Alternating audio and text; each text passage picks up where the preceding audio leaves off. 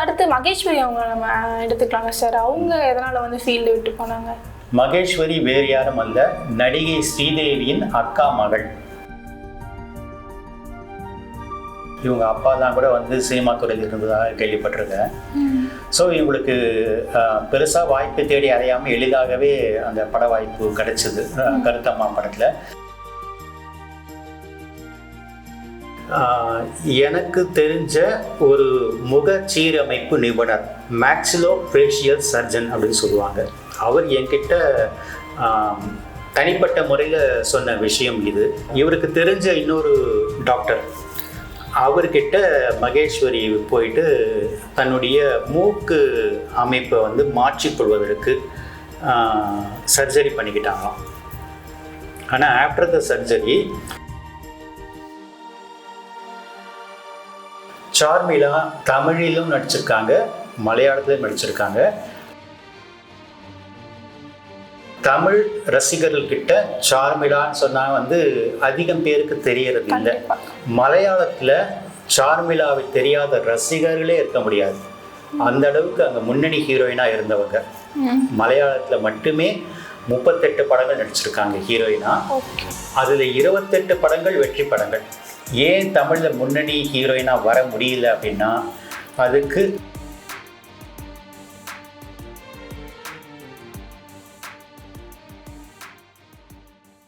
அடுத்து மகேஸ்வரி அவங்க நம்ம எடுத்துக்கலாங்க சார். அவங்க எதனால வந்து ஃபீல்டு விட்டு போனாங்க? கருத்தம்மா படத்தில் பாரதி ராஜாவால் அறிமுகப்படுத்தப்பட்ட மகேஸ்வரி. பொதுவாக பாரதி ராஜாவுடைய அறிமுகங்கள் எல்லாமே வந்து ரா என்கிற எழுத்தில் தொடங்கும் பெயர்களாக இருக்கும். ராதிகா, ராதா, ரதி அக்னிஹோத்ரி, இந்த மாதிரி எல்லாம் ரா எழுத்துக்களாகவே இருக்கும். அதுக்கு மாறுபட்டு இவங்களுக்கு வந்து மகேஸ்வரின்ற பேர்லேயே இவங்க நடித்தாங்க. மகேஸ்வரி வேறு யாரும் அல்ல, நடிகை ஸ்ரீதேவியின் அக்கா மகள். ஓகே. அதனால் இவங்க குடும்ப பேக்ரவுண்டே வந்து சினிமா குடும்பம் தான். இவங்க அப்பா தான் கூட வந்து சினிமா துறையில் இருந்ததாக கேள்விப்பட்டிருக்கேன். ஸோ இவங்களுக்கு பெருசாக வாய்ப்பு தேடி அடையாமல் எளிதாகவே அந்த பட வாய்ப்பு கிடைச்சிது கருத்தம்மா படத்தில். அந்த படம் மிகப்பெரிய வெற்றி பெற்று படத்துக்கும் விருது கிடைச்சிது, இவங்களுக்கும் விருது கிடைச்சதுன்னு நினைக்கிறேன், சிறந்த நடிப்புக்கான விருது. அதுக்கு பிறகு சில படங்களில் நடித்தாங்க, தமிழிலும் தெலுங்குலையும் நடித்தாங்க. எனக்கு தெரிஞ்ச ஒரு முக சீரமைப்பு நிபுணர், அதாவது இங்கிலீஷில் மேக்ஸிலோஃபேஷியல் சர்ஜன் அப்படின்னு சொல்லுவாங்க. அவர் என்கிட்ட தனிப்பட்ட முறையில் சொன்ன விஷயம் இது. அவரை மாதிரி சீரமைப்பு நிபுணர்கள்கிட்ட பல நடிகைகள் வந்து ஏதாவது ஒன்றை வந்து கரெக்ட் பண்ணிக்கணும்னு சொல்லிட்டு கேட்பாங்க. என் கண்ணை வந்து பிளாஸ்டிக் சர்ஜரி, அது வந்து உடம்புல முழுக்க பண்ணக்கூடியது பிளாஸ்டிக் சர்ஜரி. முகத்துக்கு மட்டுமே பண்ணக்கூடியது மேக்ஸிலோஃபேஷியல் சர்ஜரின்னு பேர் மெடிக்கல் டேர்மில். கண்ணை வந்து இன்னும் உபதாக இருக்கணும், கண்ணுக்கு கீழே வந்து வளையம் இருக்குது, அதை போக்கணும், மூக்கு சின்னதாக இருக்குது, இல்லை மூக்கு பெருசாக இருக்குது, உதடி இப்படி இருக்குது, மோவா இப்படி இருக்குது, இதை வந்து இப்படி திருத்தணும் அப்படின்னு சொல்லி பல நடிகைகள் வந்து மேக்ஸிலோஃபேஷியல் சர்ஜரி பண்ணிக்கிற வழக்கம் உண்டு. ஆனால் அது வந்து அவ்வளவு நல்லது இல்லை, தேவையில்லாமல் அந்த மாதிரியான சர்ஜரிஸ் பண்ணிக்கிறது வந்து நல்லது இல்லை, அது பக்க விளைவுகளை ஏற்படுத்தும் அப்படின்னு. அந்த அவசியம் ஏற்பட்டால் பண்ணிக்கலாம், முகமே அவலட்சணமாக இருக்குது அப்படின்னா ஒருத்தவங்க பண்ணிக்கலாம். ஆனால் வந்து ஒரு சின்ன குறைபாடு, அதை வந்து ஒரு நடிப்புக்காக வேண்டி அதை திருத்திக்கிறேன் அப்படின்னு சொல்லிட்டு பண்ணுறது வந்து ஆஸ் அ டாக்டர் நான் வந்து அது நல்லதுன்னு நான் சொல்ல மாட்டேன். ஏன்னா வந்து அந்த சர்ஜரினால சில பக்க விளைவுகள் ஏற்பட வாய்ப்பு இருக்குது. இப்போ நம்ம பார்த்தோம்னா நிறைய ஹீரோயின்ஸ் எல்லாருமே சர்ஜரி தான் சார் பண்ணியிருக்காங்க. நம்ம பட்டியல் பார்க்குறப்போ நமக்கே தெரியும், லிஸ்ட்லாம் பார்க்குறப்போ நிறைய ஹீரோயின்ஸ் இந்த காலத்தில் அந்த மாதிரி தான் பண்ணுறாங்க. ஆனால் வந்து அவசியம் ஏற்பட்டால ஒழிய அது பண்ணக்கூடாது அப்படின்னு அந்த டாக்டர் கிட்ட சொன்னார். இவருக்கு தெரிஞ்ச இன்னொரு டாக்டர், அவர்கிட்ட மகேஸ்வரி போயிட்டு தன்னுடைய மூக்கு அமைப்பை வந்து மாற்றிக்கொள்வதற்கு சர்ஜரி பண்ணிக்கிட்டாங்களாம். ஆனால் ஆஃப்டர் த சர்ஜரி அவங்களுக்கு சில ஹெல்த் காம்ப்ளிகேஷன்ஸ் ஏற்பட்டு இந்த சர்ஜரி காரணமாகத்தான் தனக்கு இந்த மாதிரி ஹெல்த் காம்ப்ளிகேஷன்ஸ் வந்து இருக்குது. அதுவும் தவிர தான் எதிர்பார்த்த விதத்தில் அந்த நோஸ் சர்ஜரி நடக்கலை, அந்த எதிர்பார்த்த அழகு தனக்கு அதில் கிடைக்கல அப்படின்னு சொல்லிட்டு அவருக்கு வக்கீல் நோட்டீஸ் அனுப்பினதாக அந்த டாக்டர் ஃப்ரெண்டு என்கிட்ட சொன்னார். அதாவது பண்ணின டாக்டர் கிடையாது, பண்ணின டாக்டருக்கு தெரிஞ்ச டாக்டர் என்கிட்ட சொன்னார். அதுக்கு பிறகு அந்த கேஸ் என்ன ஆச்சுன்னு எனக்கு தெரியாது. ஆனால் இந்த மாதிரியான தேவையில்லாமல் ஒரு ஆப்ரேஷன் பண்ண போய் ஹெல்த் இஷ்யூஸ் ஏற்பட்டதுனால அவங்களால வந்து படங்களில் கான்சன்ட்ரேட் பண்ண முடியல. அதுக்கு முன்னாடி அவங்களுக்கு வந்துட்டு இருந்த பட வாய்ப்புகள் கூட குறைஞ்சி போச்சு, இந்த சர்ஜரினால கம்மியாயிடுச்சு. ஸோ இதான் ரீசன். ஹீரா ராஜகோபால் சார், அவங்க ஹீரா முதலில் நடித்த தமிழ் படம் வந்து இதயம், டைரக்டர் கதிர் டைரக்ட் பண்ணின படம். அது ஒரு அருமையான ரொமான்டிக் ஸ்டோரி.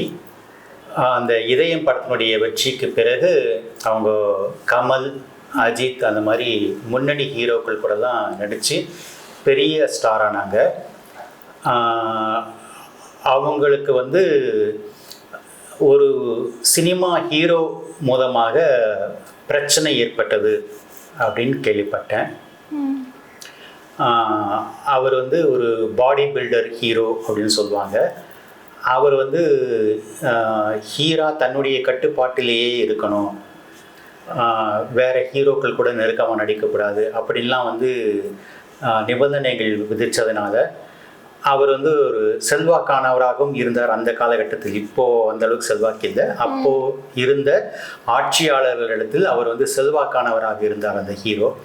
அதனால் அவருடைய அந்த நிர்பந்தம் மிரட்டல் காரணமாக எனக்கு கோலிவுட்டே வேணாம் சாமி அப்படின்னு சொல்லிட்டு அவங்க தமிழ் சினிமாவை விட்டு அவங்களுடைய நேட்டிவ் பிளேஸ்க்கே போயிட்டாங்க அப்படின்னு கேள்விப்பட்டேன். ஆனால் வந்து அவங்க ஒரு நபரை காதலிச்சிருக்காங்க என்றும் அந்த காதல் கைகூடாமல் போனதுனால இன்னைக்கு சுமார் 50 வயதாகும் ஹீரா திருமணமாகாமலே தனியாக வாழ்ந்து கொண்டிருக்கிறார் என்று கேள்விப்படுறார். அடுத்ததாக சார்மிளா சார். சார்மிளா தமிழிலும் நடிச்சிருக்காங்க, மலையாளத்திலும் நடிச்சிருக்காங்க. ஆனால் தமிழ் ரசிகர்கள்கிட்ட சார்மிளான்னு சொன்னால் வந்து அதிகம் பேருக்கு தெரியறது இல்லை. ஆனால் மலையாளத்தில் சார்மிளாவை தெரியாத ரசிகர்களே இருக்க முடியாது, அந்த அளவுக்கு அங்கே முன்னணி ஹீரோயினாக இருந்தவங்க. மலையாளத்தில் மட்டுமே 38 படங்கள் நடிச்சிருக்காங்க ஹீரோயினா. அதில் 28 படங்கள் வெற்றி படங்கள். மலையாளத்தில் இவங்க ஹீரோயினா மோகன்லால் கூடவே 2-3 படம் நடிச்சிருக்கிறாங்க. சார்மிளா ஏன் தமிழில் முன்னணி ஹீரோயினாக வர முடியல அப்படின்னா அதுக்கு அவங்களுடைய அப்பாவே தான் காரணம். அவங்க அப்பா வந்து ஒரு வெட்டினரி டாக்டர். வெட்டினரி டாக்டர்னா மிகப்பெரிய விஐபிக்கள் வளர்க்கக்கூடிய செல்ல பிராணிகளுக்கெல்லாம் அவர் வெட்டினரி டாக்டராக இருந்திருக்கிறாரு. ஏதோ ஒரு எகிப்து நாட ஏதோ ஒரு தேசம் சொன்னாங்க என்கிட்ட, அந்த நாட்டு ராஜாவுக்கு இவர் வந்து தன்னுடைய அப்பா வேண்டப்பட்டவராக இருந்தார். அந்த நாட்டு ராஜா வளர்க்கக்கூடிய வளர்ப்பு பிராணிகளுக்கே இவர் தான் வந்து வெட்டினரி டாக்டர். அந்த விலங்குகளுக்கு ஏதாவது ஒரு பிரச்சனைனா இங்கேருந்து ஃப்ளைட் பிடிச்சி அந்த நாட்டுக்கு போய் ட்ரீட்மெண்ட் கொடுத்துட்டு வருவார் அப்படின்னு சொன்னாங்க என்கிட்ட. இவங்களுக்கு வந்து ஒரு தங்கை இருந்தாங்க, இப்போ இல்லை, இறந்துட்டாங்க. அந்த இவங்களுக்கு வந்து முதல்ல சினிமாவில் வந்ததுங்கிறதே ஒரு ஆக்சிடென்டலாக வந்தது தான், இவங்க வாய்ப்பு தேடி போகலை. பாலாஜின்னு சொல்லிட்டு ஒரு பிரபலமான சினிமா ப்ரொடியூசர் இருந்தார். அவர் வந்து இவங்க அப்பாவுக்கு நண்பர். அவர் ஒரு முறை இவங்க குட்டி பொண்ணாக இருந்தப்போ, சுமாராக ஒரு 5 வயசு இருந்தப்போ, டேய் நான் ஷூட்டிங் கூட்டு போய் வேடிக்கை காமிக்கிறேன்டா இவளுக்கு அப்படின்னு சொல்லிட்டு தன் ஃப்ரெண்டுக்கிட்ட சொல்லிட்டு சார்மிளாவை காரில் கூட்டிகிட்டு போயிட்டு அங்கே நடிகர் திலகம் சிவாஜி கணேசன் நடித்த படம், அந்த படம் பேர் எனக்கு சற்று நினைவுக்கு வரலை. அந்த படத்தில் நடிகர் திலகத்தின் மகனாக சன் நடிக்கிறதுக்கு இந்த சார்மிளாவுக்கு பேண்ட் ஷர்ட்லாம் ஆஃப் பேண்ட் ஷர்ட்லாம் போட்டு மேக்கப் போட்டு நடிக்க வச்சுட்டாராம் பாலாஜி. அதுக்கு பிறகு தான் வந்து அவன் எங்கள் அப்பா கிட்டேயே போய், சார்மிளாவோட அப்பா கிட்டே போய், உன் பொண்ணு சூப்பராக நடிக்கிறாடா அப்படி சொல்லிட்டு கூப்பிட்டு வந்து காமிச்சிருக்கிறாரு. அவர் வந்து அவருக்கு மகள் நடிக்கிறதுல வந்து இஷ்டம் இல்லை. என்ன காரணம்னா, நடிகை அப்படின்னாக்கா தன்னுடைய சொந்தக்காரர்கள் எல்லாம் வந்து கேவலமாக பேசுவாங்க அப்படிங்கிற எண்ணம். சரி, சின்ன பொண்ணாக தானே நடிச்சிருக்கா, ஒரு பையனாக நடிச்சிருக்கிறா, 5 வயசு தானே, சரி பரவாயில்லன்னு விட்டுட்டாராம். அதுக்கு பிறகு வந்து இவங்க வளர்ந்ததுக்கு பிறகு நிறைய பட வாய்ப்புகள் தமிழிலும் மலையாளத்திலையும் வந்துட்டு இருந்தது. தமிழில் அப்படி தான் கிழக்கே வரும் பாட்டு அப்படிங்கிற படத்தில் பிரசாந்த் ஜோடியாக ஹீரோயினாக அறிமுகமானாங்க. அது 1991 என்ற ஞாபகம். அதுக்கு பிறகும் இவங்களுக்கு வந்து தமிழ்லேயும் நிறைய படங்கள் வந்தது. உதாரணத்துக்கு இது அவங்களே என்கிட்ட சொன்னது, பாக்கியராஜ் டைரக்ட் பண்ணின பவுனு பவுனு தான் படத்தில் பவுனுங்கிற அந்த ஹீரோயின் கதாபாத்திரம் இவங்களுக்கு தான் வந்துதான். ஆனால் இவங்க அப்பா சொல்லிட்டாராம், நீ தமிழ்லலாம் நடித்து என் மானத்தை வாங்காத, இங்கே இருக்கிற சொந்தக்காரெல்லாம் கேட்குறாங்க, என்னடா உன் பொண்ணு வந்து சினிமாவில் நடிக்கிறான்னு சொல்லிட்டு என்னை கேவலமாக பேசுகிறாங்க உனக்கு அப்படின்னு சொல்லிட்டு நடிக்கிறதுக்கே வந்து தடை போட்டாராம். இவங்க வந்து என்னை நடிக்க அனுமதிக்கலைன்னா நான் சாப்பிட மாட்டேன், நான் நடிச்சே ஆகணும் அப்படின்னு உண்ணாவிரதம்லாம் இருந்தாங்களாம். அதுக்கப்புறமா அவங்க அப்பா சரி வேணா மலையாளத்தில் நடிச்சுக்கோ, அப்போ தமிழ்நாட்டில் தான் இவங்களுடைய சொந்தக்காரங்களாம் இருக்கிறாங்க. ஸோ அவங்களுக்கு நீ மலையாளத்தில் நடிச்சினாக்கா அவங்களுக்கு அந்த சொந்தக்காரங்களுக்கு தெரிய போகிறது கிடையாது. ஏன்னா இந்த காலம் மாதிரி சோஷியல் மீடியா தான் வளரலையே அப்போ. கண்டிப்பாக அதனால மலையாளத்தில் வேணால் நடிச்சுக்கோன்னு சொல்லிட்டு அனுமதி கொடுத்துட்டாராம். அதனால தான் இவங்க வந்து அதுக்கப்புறம் மலையாளத்தில் மோகன்லால் கூட ஹீரோயினாக பேர் பண்ணி நடித்து சக்ஸஸ் ஆகி தொடர்ந்து நிறைய மலையாள படங்கள் நடிச்சு மலையாளத்தில் ஒரு இன்னைக்கு எப்படி தமிழ் சினிமாவில் வந்து 90s ஹீரோயின்ஸை நாம் நினைவு வச்சுட்டு பேசுகிறோமோ அது போல் மலையாளத்துலேயும் அவங்க வந்து இன்றைக்கும் நினைவு கூறக்கூடிய ஒரு பெரிய ஹீரோயின் தான். இன்றைக்கும் அவங்க வந்து தமிழிலும் மலையாளத்திலும் கேரக்டர் ரோல்ஸ் பண்ணிக்கிட்டு இருக்கிறாங்க. ஸோ அவங்க ரொம்ப வருத்தப்பட்டு சொன்ன விஷயம் இது, நான் தமிழிலும் ஒரு முன்னணி ஹீரோயினாக வந்திருக்க வேண்டியவ, எங்கள் அப்பாவால் அது முடியாமல் போச்சு அப்படின்னு சொன்னாங்க. இவங்க வாழ்க்கையில் வந்து 3 காதல்கள் வந்து விளையாடிட்டு போனதில் இவங்க வந்து இவங்களுடைய பொருளாதாரம் பாதிக்கப்பட்டுருச்சு. முதல்ல நடிகர் பாபு ஆண்டனி, அவர் தமிழிலும் பூவிழி வாசலிலே படத்தில் சத்யராஜ் நடித்த படத்தில் வில்லனாக நடிச்சிருப்பார். மலையாளத்தில் ஒரு பாப்புலரான நடிகர். இவங்க மலையாள படங்கள் நடிக்கும்போது அவர் கூட காதல் ஏற்பட்டு கேரளாவில் இவங்க கட்டி வச்சிருந்த, ஏன்னா இவங்க அப்பா உடம்பு ரொம்ப முடியாமல் ஹாஸ்பிட்டலில் இருந்தப்போ அந்த பாபு ஆண்டனி ஹாஸ்பிட்டலுக்கு டெய்லி விசிட் பண்ணி கேர் எடுத்துக்கிட்டாராம்.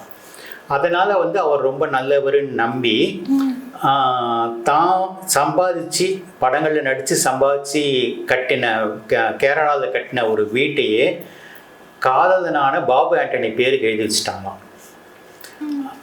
பாபு ஆண்டனிக்கு வந்து இவங்க மேலே நிறைய சந்தேகங்கள் இருந்திருக்கு, கேரக்டர் மேலே சந்தேகங்கள் வந்திருக்கு.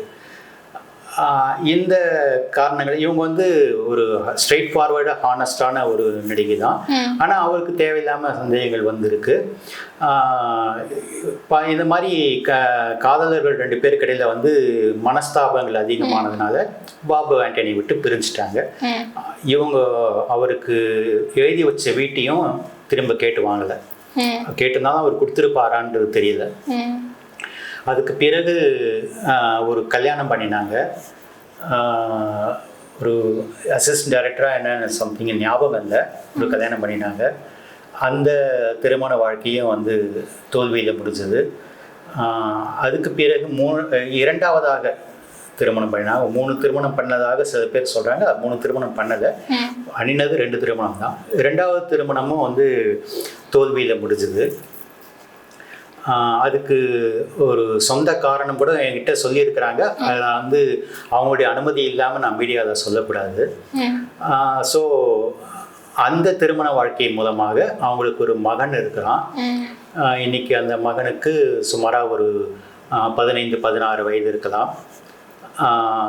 இன்னைக்கு அவங்க தனி மரமாக தன் மகனோடு வாழ்ந்துட்டு இருக்கிறாங்க. தமிழ் மற்றும் மலையாள படங்களில் நடிச்சிட்டு இருக்கிறாங்க. சரி, இப்போ நீங்க கேட்டதுலேருந்து எனக்கு ஒரு சில நீங்க சொன்னதை வச்சு எனக்கு ஒரு சில கேள்விகள் தோணுச்சு. என்னன்னா, இப்போ அந்த காலத்துல உள்ள சினிமாக்குள்ள என்ட்ரி ஆன ஹீரோயின்ஸ் வந்துட்டு சினிமா பேக்ரவுண்ட் இருந்தவங்க தான் உள்ளுக்குள்ள என்ட்ரி ஆயிருக்காங்க, இல்லாட்டி நார்மலாக மிடில் கிளாஸ் ஃபேமிலியில இருந்து கூட நிறைய பேர் உள்ள என்ட்ரி ஆயிருக்காங்களா? ஆமாம், மிடில் கிளாஸ்ல இருந்து நிறைய என்ட்ரி ஆன ஹீரோயின்ஸ் நிறைய பேர் இருக்கிறாங்க. உதாரணத்துக்கு ராதா அம்பிகா சிஸ்டர்ஸ், அவங்க கூட வந்து பெரிய பண வசதி படைத்த பேக்ரவுண்ட்லாம் கிடையாது, ஒரு சாதாரண மிடில் கிளாஸ் ஃபேமிலி தான். அதுபோல் மிடில் கிளாஸ் ஃபேமிலியிலேருந்து வந்தவங்களும் இருக்கிறாங்க, சினிமா பேக்ரவுண்ட்லேருந்து வந்தவங்களும் இருக்கிறாங்க. Okay sir. இப்போ அடுத்து கனகா அவங்கள பற்றி சொல்லுங்கள் சார்.